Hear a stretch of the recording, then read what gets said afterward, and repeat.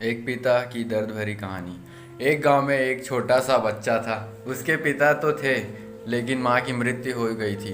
पिता सारा दिन काम करता और अपने बेटे को पाल पोस कर बड़ा करता है। वह सारे सुख अपने बेटे को देता है जो एक माँ दे सकती थी।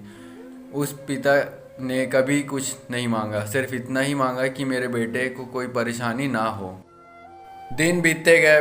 बेटा पढ़ लिख कर अच्छा जॉब भी करने लगता है और वह शहर में रहने लगता है। कुछ दिन बाद वह अपने पिता से मिलने आता है और कहता है, पापा मुझे कुछ पैसे की ज़रूरत है। मैं चाहता हूँ कि शहर में ही ज़मीन लेकर अपना घर बना लूँ।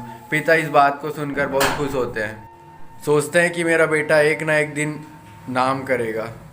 जिंदगी भर की बचाई हुई पूंजी को निकाल कर अपने बेटे को दे देता है।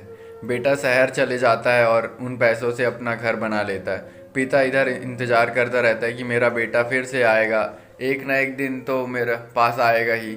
जाएगा कहाँ? उसके पास अब कोई नहीं जाता था, क्योंकि ना ही अब उसके पिता के पास पैसे थे और ना ही रहने का जगह था।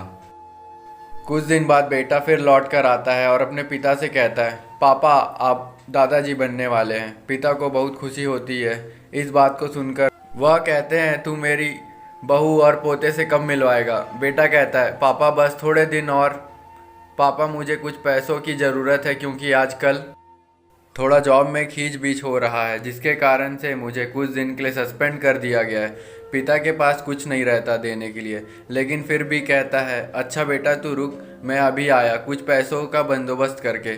पिता बाद में महाजन से कुछ पैसे उधार लेकर अपने बेटे को दे देता है और बेटा पैसा लेकर शहर चले जाता है। बरसों गुजर जाते हैं। पिता सोचते हैं कि मैं तो अब दादाजी बन गया होऊंगा, मेरा बेटा पता नहीं मेरी नाती को लेकर कब आएगा। फिर सोचने लगते हैं, समय नहीं मिलता होगा इसलिए मेरा बेटा अभी तक नहीं आया, वरना आया जरूर होता।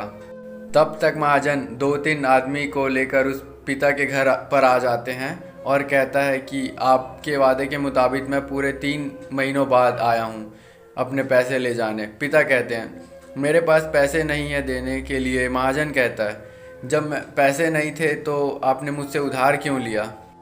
तभी पिता कहते हैं, ठीक है रुको, तुम्हारे लिए पैसों का बंदोबस्त करके आता हूँ। और वहाँ के नज़दीकी अस्पताल में चले जाते हैं। वहाँ जाकर अपना ब्लड डोनेट करते हैं और अपनी एक किडनी बेच देते हैं और उस महाजन का कर्ज छुटा देते हैं। किडनी बेचने के बाद उनकी स्थिति और भी ख़राब हो जाती है और वह उस राह में जा ही रहे होते हैं कि मेरा बेटा एक दिन आएगा ज़रूर। इस आस में जीते जीते एक दिन प्रीता की मृत्यु हो जाती है, परंतु इस बेटे को अपने पिता को आग देना भी नसीब नहीं हुआ। आपको यह कहानी कैसे लगी नीचे कमेंट करके हमें ज़रूर बताएं।